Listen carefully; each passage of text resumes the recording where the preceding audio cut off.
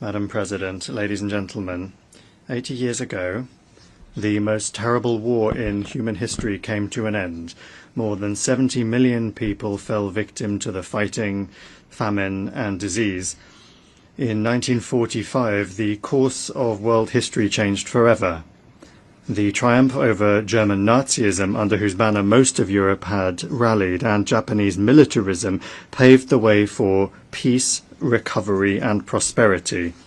This year, Moscow and Beijing held celebrations devoted to the 9th of May and 3rd of September holidays to mark the victory in the Great Patriotic War and World War II. The world witnessed grand military parades commemorating the decisive contribution of the peoples of the Soviet Union to the defeat of Nazi Germany and the particular role of the people of China in defeating militaristic Japan. We sacredly honor the memory of our brotherhood in arms with all of our allies who stood on the side of truth in the fight against the forces of evil. One of the enduring outcomes of that war was the creation of the United Nations. The principles of its charter agreed upon by the founding fathers of our organization continue to serve as a shining beacon of international cooperation. They embody centuries of experience of the coexistence of states and remain fully relevant in the age of multipolarity. The only thing that remains is for all member states, without exception, to adhere to those principles in full, in their entirety, and as they are interconnected. In practice, however, things look different. Widespread, gross violations of the principle of the sovereign equality of states are undermining faith in justice itself and leading to crises and conflicts. The root of the problem lies in the incessant attempts to divide the world into us and them, into democracy and autocracy, into a blooming garden and a jungle, those who are at the table and those who are on the menu, into the chosen ones who are allowed everything and the rest who for some reason are obliged to serve the interests of the golden billion. We advocate for unquestioning adherence to the principle of equality. It is the guarantee that all countries will be able to take their rightful place in the world order, regardless of their military might, the size of their population, or the size of their territory and economy. The principle of the non-use of force and threat of force has also been repeatedly flouted by the West.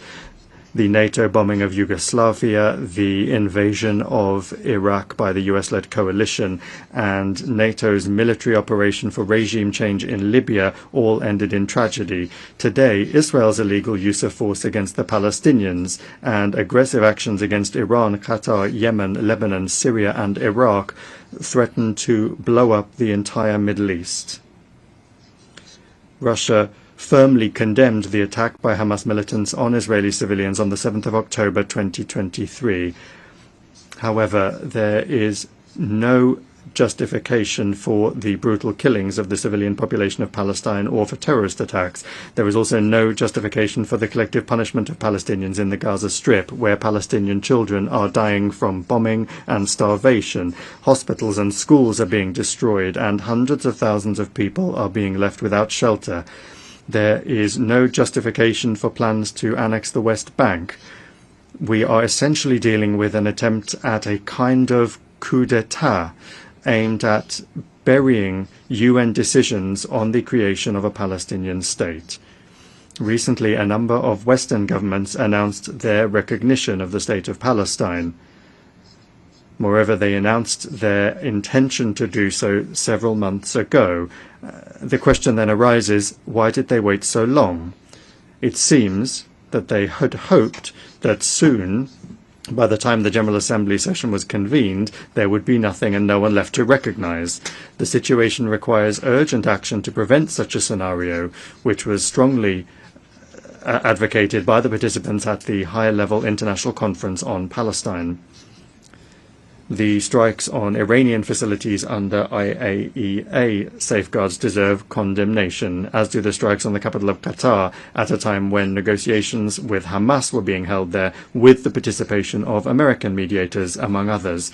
Yesterday, in the Security Council, the West rejected a rational proposal by China and Russia to extend the 2015 agreement on Iran's nuclear program in order to allow time for diplomacy. This has finally exposed the West's policy of sabotaging the pursuit of constructive solutions in the UN Security Council and its desire to extract unilateral concessions from Tehran through blackmail and pressure. We consider such a policy to be unacceptable and consider all manipulations to restore anti-Iranian UN sanctions as well as the sanctions themselves to be illegal. The West is not accustomed to observing the principle of non-interference in internal affairs. The color revolutions have become a sad phenomenon of our time, and illegal unilateral sanctions have long since become the main tool of Western diplomacy. No matter what excuses are used to justify them, the essence of such sanctions is the same: to suppress and intimidate competitors in the global economy and politics. Russia, together with an absolute majority of UN members, calls for the immediate lifting without prior conditions of the trade blockade against Cuba, which has been in place for more than 60 years, and for it to be removed from the notorious list of state sponsors of terrorism. We express our solidarity with the people of Venezuela in the face of external sanctions pressure and threats. We advocate for Latin America and the Caribbean to remain a zone of peace and cooperation. A flagrant example of the undermining of sovereignty and gross interference in internal affairs is the actions of the West in the Balkans, where such a fundamental principle as the need for all UN members to comply with Security Council decisions is being violated. The unilateral recognition of Kosovo's independence, contrary to Resolution 1244, was essentially an attack on Serbia's state structure. Now the West has set a course for the collapse of the statehood of Bosnia and Herzegovina by sabotaging the Dayton peace agreement. In both Kosovo and Bosnia, an attack has been launched on the vital interests of the Serbian people, including the ancestral rights of Serbian Orthodoxy. Similarly, the Kiev regime, which seized power as a result of an anti-constitutional coup organized by the West in 2014, has set a course for the elimination of the canonical Ukrainian Orthodox Church and the legislative eradication of the Russian language in all spheres, in education, culture, and the media. Ukraine is the only country in the world that has legislatively banned the use of the native language of almost half of its population.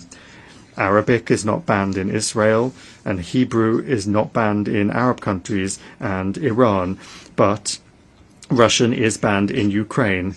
Let me remind you that Article 1 of the UN Charter states the need for respect for human rights and fundamental freedoms for all, without distinction as to race, sex, language, or religion. Europe remains silent on this issue, obsessed as it is with the utopian goal of inflicting a strategic defeat on Russia.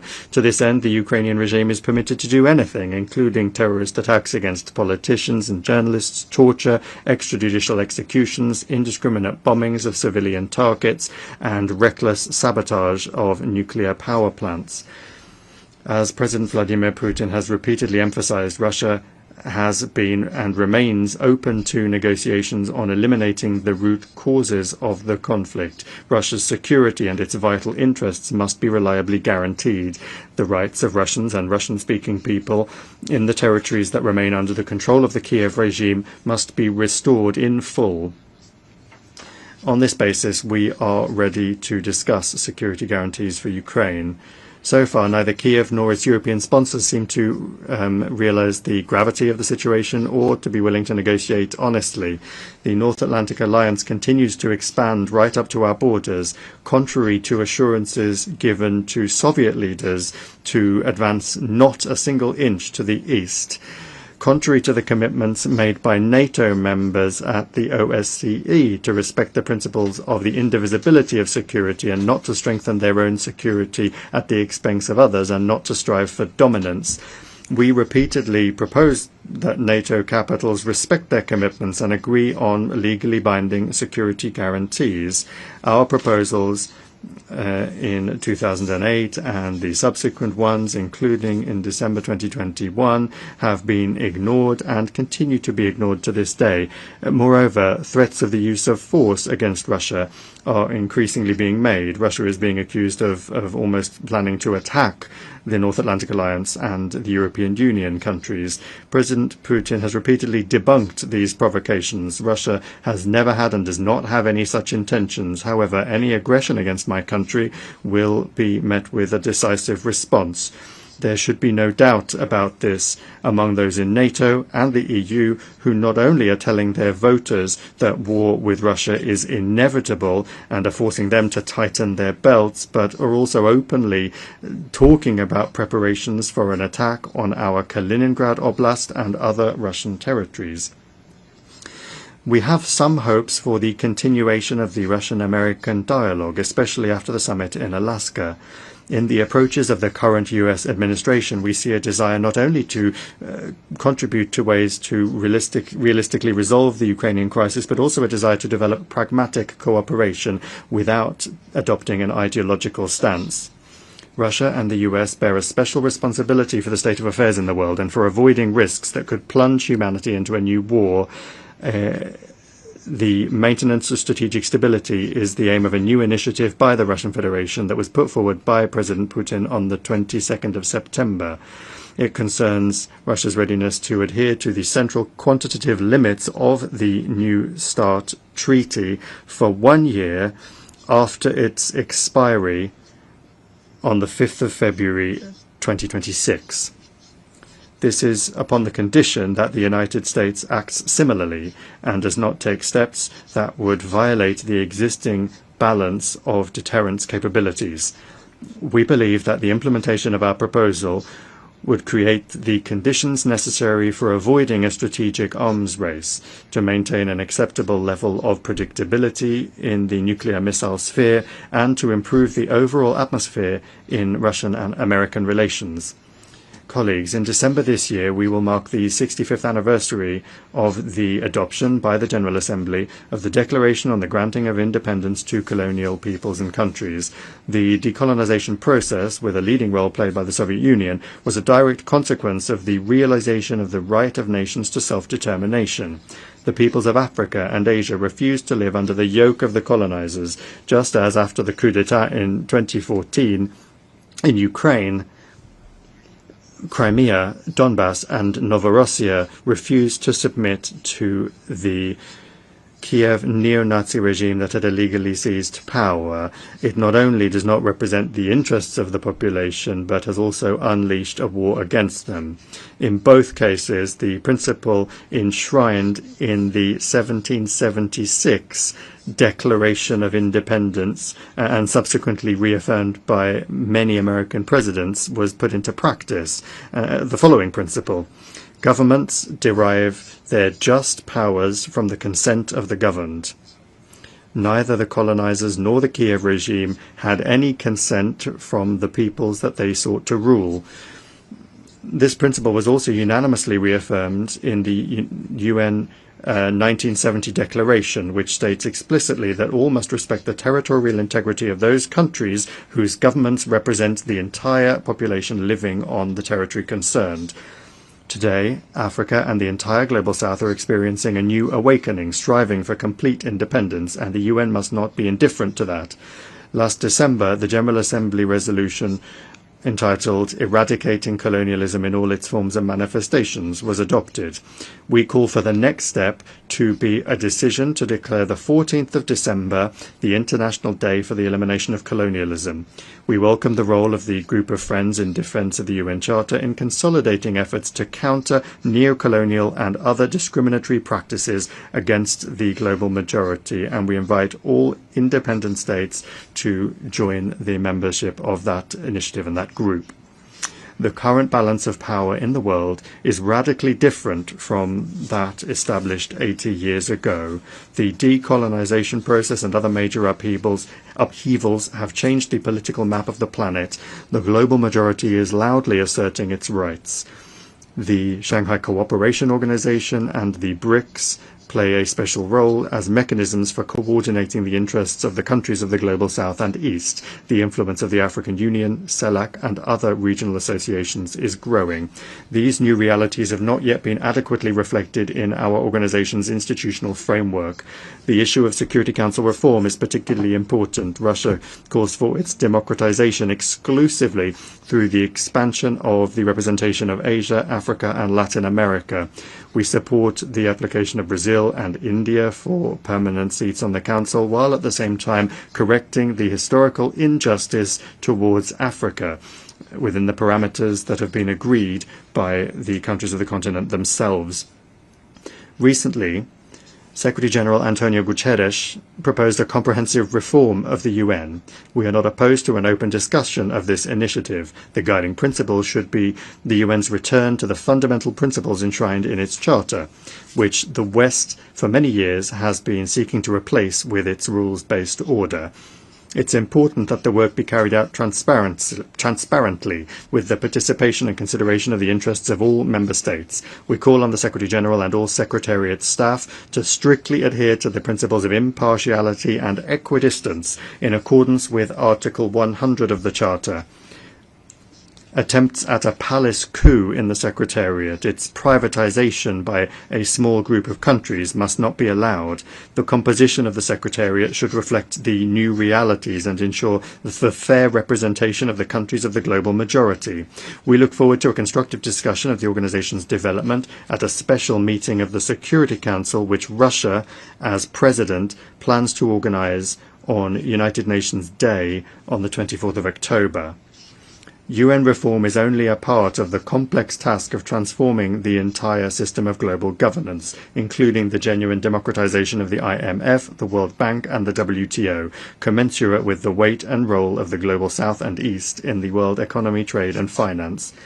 Discussions of global reforms cannot ignore the fact that the international security situation today is deteriorating. I have already spoken about the reasons for this, and I'll repeat that the main one is the desire to maintain hegemony through military force.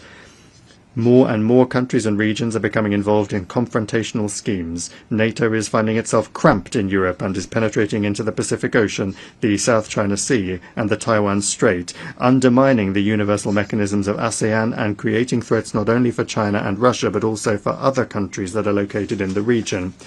This new stage of expansion is justified by NATO leadership with the slogan of the indivisibility of Euro-Atlantic and Indo-Pacific security, and they're trying to use this slogan to surround the whole of Eurasia with a military ring. Russia and its like-minded partners are offering a constructive alternative to this dangerous course, to build in Eurasia an architecture of equal and indivisible security, not just for NATO members and their allies, but for all countries and associations on the continent without exception, including the SCO, the CIS, ASEAN, the EAEU, CSTO, the Gulf Cooperation Council, and others. To this end, Belarus and Russia, as partners in the Union State, are proposing the development of a Eurasian Charter of Diversity and Multipolarity in the 21st century. A truly continent-wide process is unavoidable after the West's behavior has rendered the Euro-Atlantic security model based on NATO, the EU, and the OSCE meaningless. We see no prospects for restoring this model in Europe in its former form, as some European capitals have suddenly started to contemplate. When talking about the future, we must not forget the lessons of the past, especially in a situation where Nazism is rearing its head again in Europe and militarization is gaining momentum under the same anti-Russian slogans. This is all the more alarming given that a number of politicians in power in Brussels and in some capitals of EU and NATO countries are seriously beginning to talk about a third world war as a likely scenario. These figures are undermining any efforts to find a fair balance of interests among all of the members of the international community, by trying to impose their unilateral approaches on everyone else in gross violation of the key charter requirement, which I have repeatedly mentioned already, that is the respect for the sovereign equality of states. It is this equality which is the foundation for the objectively emerging multipolarity. Russia is not agitating for revolution against anyone. Our country has suffered more than others from revolutions. We are simply calling on member states and the Secretariat's leadership to strictly adhere to all of the principles of the UN Charter without exception, without double standards. Only then will the legacy of the founding fathers of the UN not be squandered in vain. Thank you for your attention.